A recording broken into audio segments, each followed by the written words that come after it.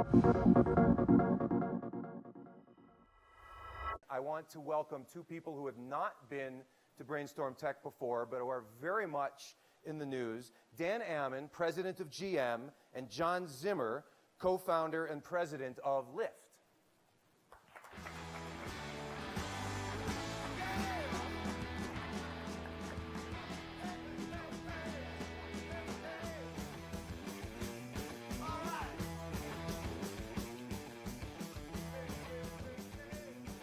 It's a long walk. It is a long right? walk.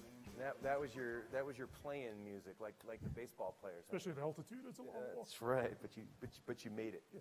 Dan, John, thank you so much for being here. I'm thrilled to have you. Dan, I'll start with you.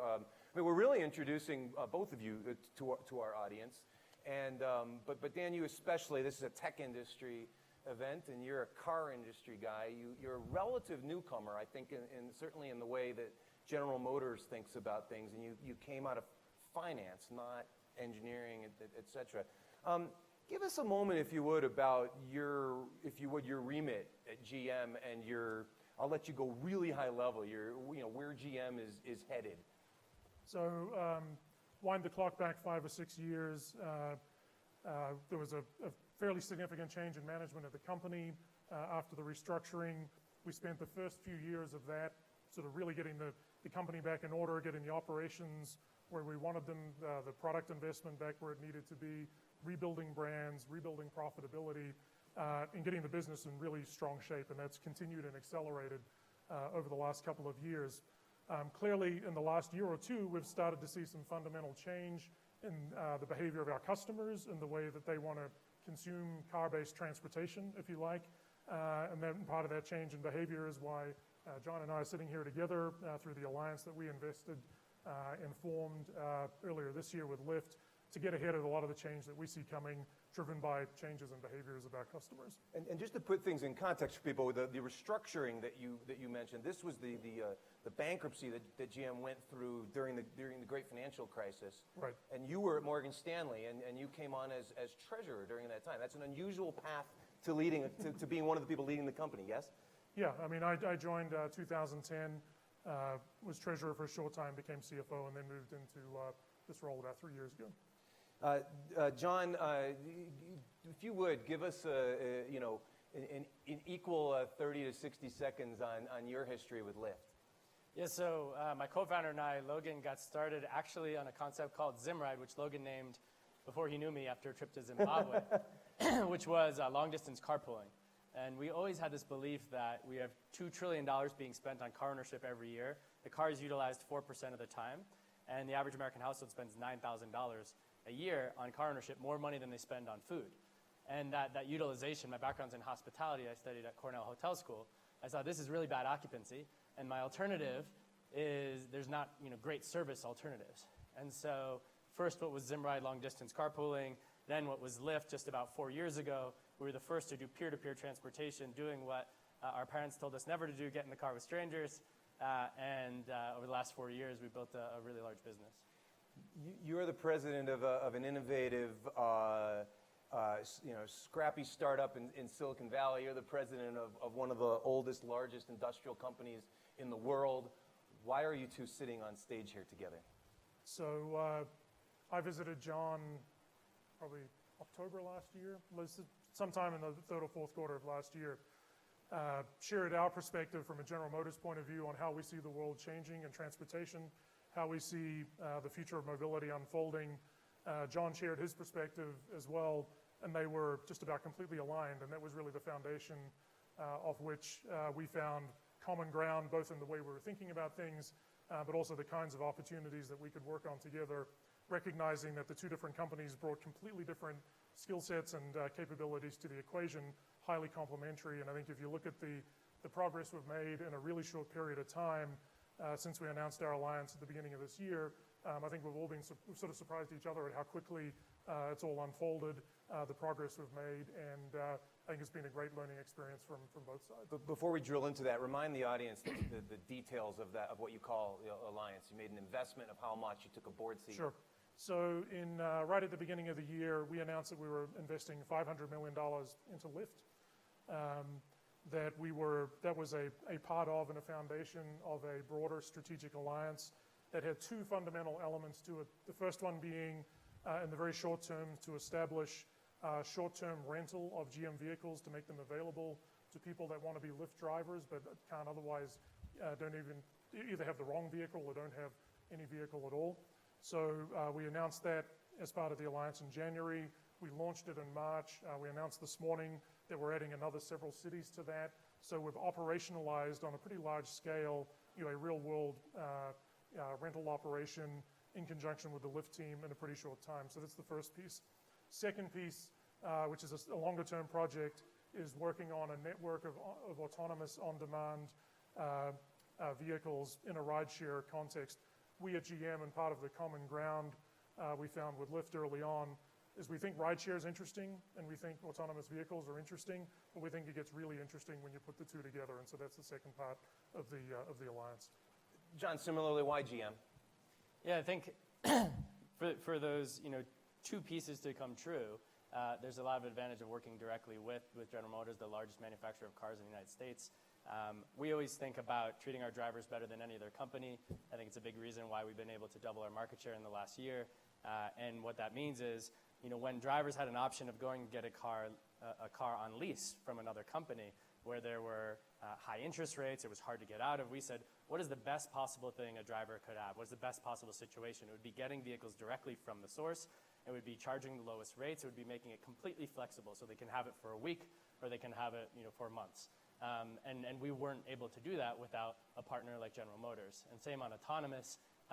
The network is critical to being able to build out an autonomous future, but without the vehicle, you can't really do much either. So let's drill down on Lyft for a moment. Let's get into one of the other reasons you've been able to double market share over the past year, and that is that you've been spending a lot of their money, and not just their money, but the money of the other people you've raised. Talk about that. I mean, we're broadly aware we're in an unusual situation where your large competitor Uber has raised billions of dollars. You've raised billions of dollars. You're losing money. They're losing money. Where does this go? Yeah, so again, I think to zoom out, as I mentioned, there's $2 trillion spent every year alone in the US on car ownership with those utilization rates I mentioned. And so we believe in cities that the majority of that spend will transition to transportation as a service. And so what will happen, we believe, is that multiple, and this might be a crazy statement, but multiple trillion-dollar businesses can be built in the US alone on transportation as a service. And therefore, there's a lot of competition to have a big part of that. That said, right now we're in a period of building up scale, supply and demand. The best measurement of that equilibrium is our ETAs. We now average about 3-minute ETAs across the top 20 markets where the majority of all rides happen.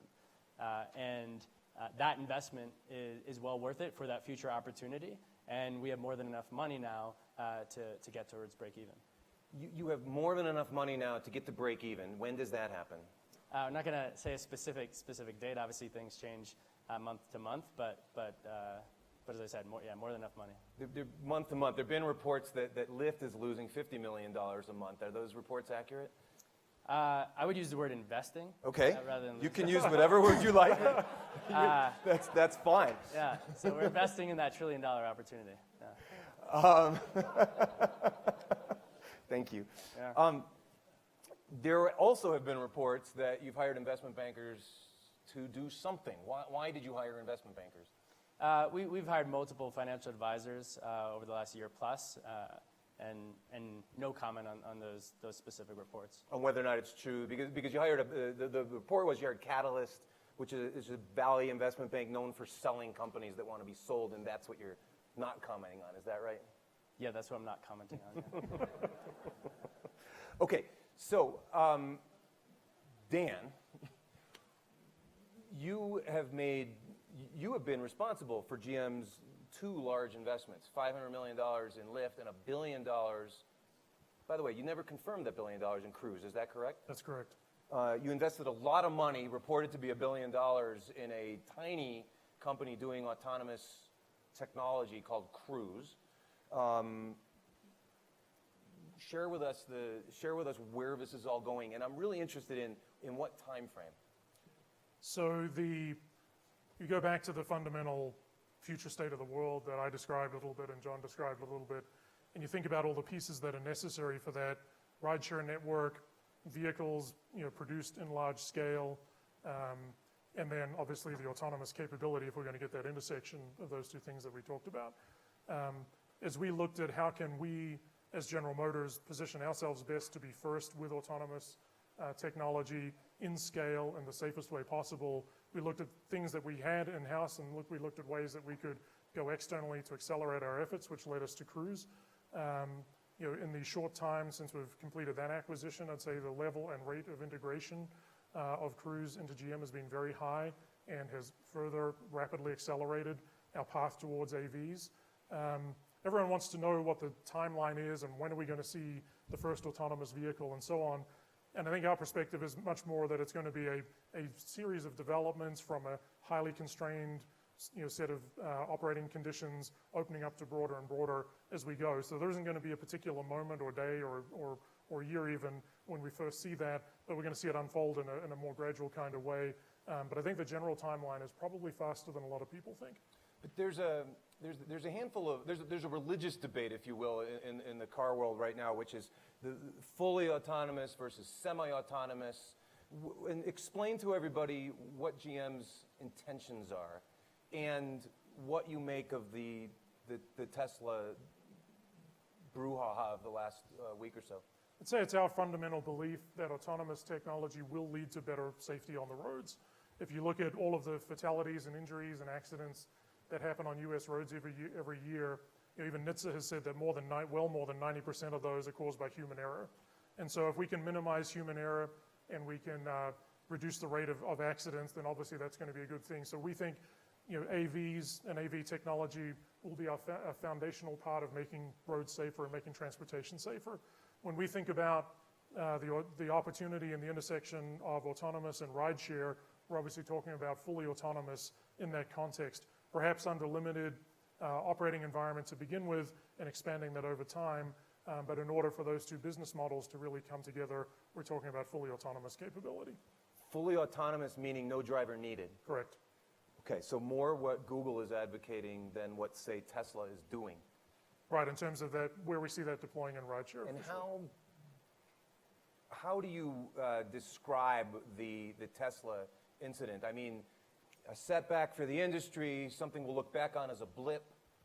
I don't think it's appropriate for me to comment on Tesla's situation and whatever is going on around that.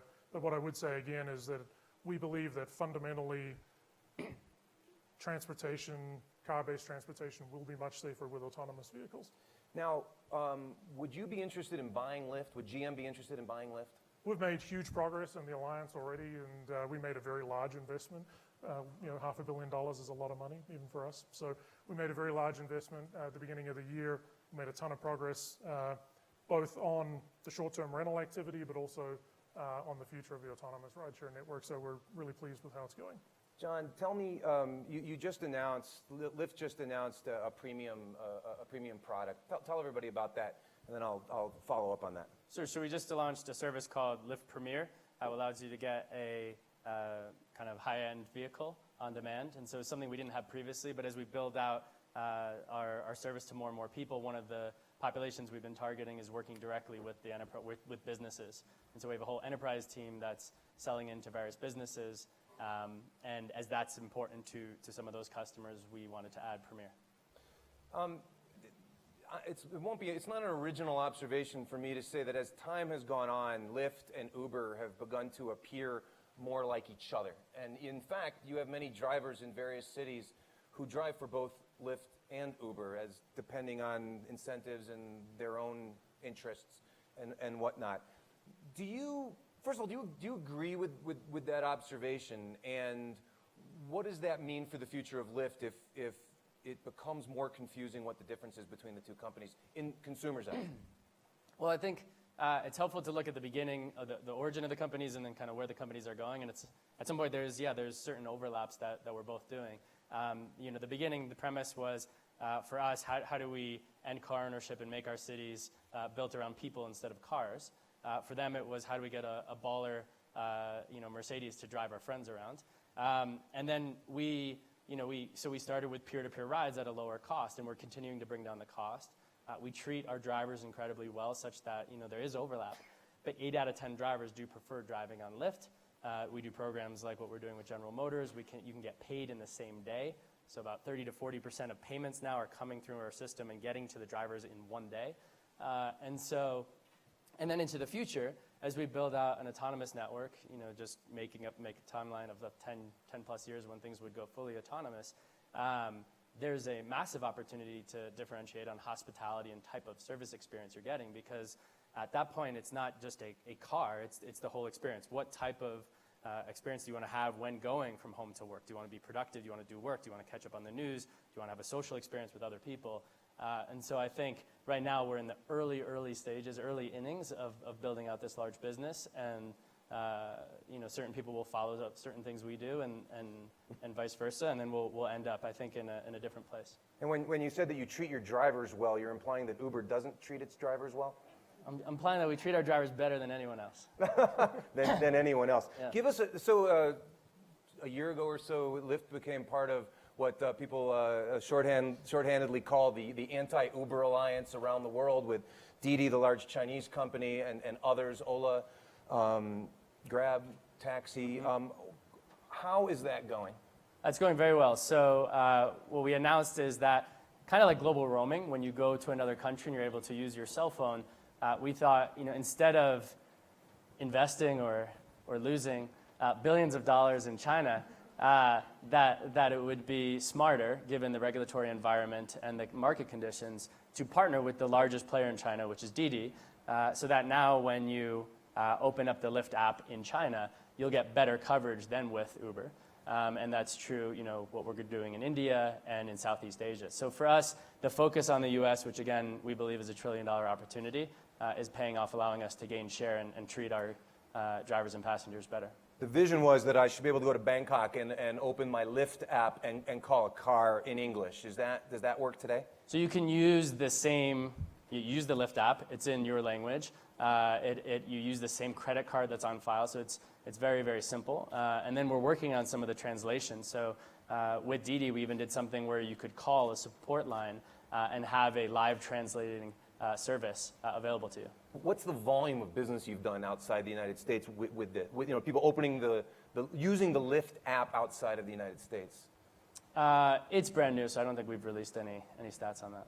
And is it fair to say from the comments you just made that Lyft has, relinquished the non-U.S. market for good? I don't think so. So there's different strategies, and we've taken a specific strategy in Asia, specifically China, which, given the regulatory and market conditions, we don't think it's a good idea to invest or lose money there. And you're clearly pleased that Uber is investing or losing money in China. Yeah, we're okay with that. But long term, I think there are other markets that are specifically interesting for us to do directly. And as you think about an autonomous future, there's another opportunity to go in with a different strategy. So you would do business in countries outside the United States and outside China where you're not now? That's very likely. Yeah. Very likely. Interesting. And at some point, yeah. So you won't say, not soon, not bigger than a bread box, that sort of thing. I'm coming to you all in a moment, but Dan, quickly, does your being an investor in Lyft, does the existence of the anti-Uber alliance preclude GM from working with other companies outside the United States? I'd say at this stage, we're very focused on the alliance that we have announced with Lyft and all the progress that we're making there. I think the whole landscape is evolving pretty quickly, particularly outside of the United States, so we're obviously watching how that unfolds. But we're really focusing right now on making everything we've done together here as successful as we can. But I'm hearing you say that their fights with various players elsewhere in the world aren't necessarily going to be your fights down the road. Sorry, whose fights with who? Lyft's. So Lyft is aligned effectively against anybody that is in business with Uber outside of the United States. Is that the case? Does that shut you out? I think we look at it on much more of a market-by-market basis, and similar to what John said, I think there's different opportunities in different markets based on the state of maturity of where things are at. Please, who has a question? Please stand up and, okay, right here there's one. We're going to bring a mic to you very quickly. Tell us your name, please. Ashim Merrick. I have a question for each of you. Dan, on fully autonomous, when is, you said you think it's fully autonomous faster than people think. What's your idea of when people think, and what's your idea of faster? John, when you're in a fully autonomous world, how do you differentiate in that environment versus whoever it is, Tesla, Google, others? So I'd say I've been as specific as I'm going to be on timing. But as I said, it'll be, so you might see something on a defined route or in a defined area or defined conditions, and then you see some of those constraints start to fall away. So I think there's no single point answer to that question. John? So as I mentioned, I studied hospitality, and I think that as ETAs and price becomes more equal, you can differentiate on experience. So you imagine like if there's two different hotels on a opposite street corner at the same price, you're going to have a very different experience there, and I think we'll be able to offer that as well. Right there, please. Yeah. What about surge? Please identify yourself. Mike Quatnitz from Azure Capital. What about surge pricing? That is the bane of the consumer right now. What are you trying to do to make pricing consistent so that if you are depending on a car, you know how much it will cost? And will autonomous driving cars completely eliminate surge pricing? Yeah, so we call ours primetime pricing, and it's a similar dynamic pricing as others have. I think that because there's such great peaks and valleys right now with the type of supply with the drivers that we have, it's important. It's more important, what we see in the data, it's more important to passengers that they have a car available at a given price that they can choose whether or not to pay than to have 0 cars available. And so that's the purpose of primetime pricing. In the future with autonomous, you could potentially solve for it because you can have a greater amount of supply. But in some way, the system is going to have to pay for the fact that there are those peaks and valleys and certain supply is not being used at a given time. And so maybe because the ride will be cheaper, it'll be a lower amount or not visible to the customer or spread throughout. But in any instance, there's going to be that same situation. Mike, he's not apologizing for dynamic pricing. Go ahead. Quick, Dan Permack of Fortune. Dan, question for you. When you guys did the investment in GM, did you get a right of first refusal if the company's put for sale? And if not, why not? Sorry, who invested in who? When GM invested in Lyft, did you get a right of first refusal to purchase the company? Yeah, I'm not commenting on specifics of our original investment. Just simply to say that the alliance has been significantly more successful than we even anticipated. Dan, thank you for trying. Over here, please. Hi, I'm Jem Sartola with Early Bird. It's a question for John.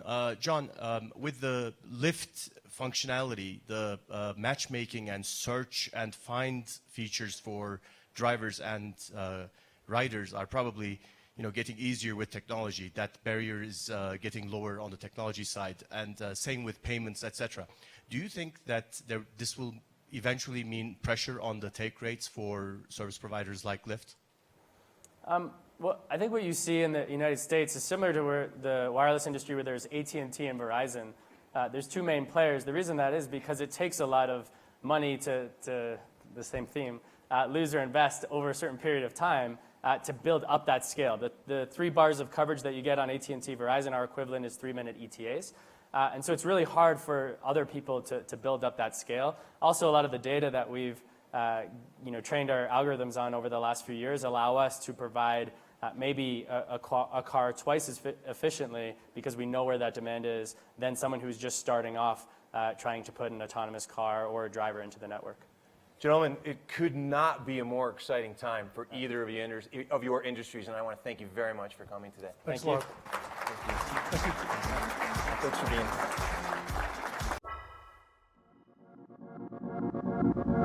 here.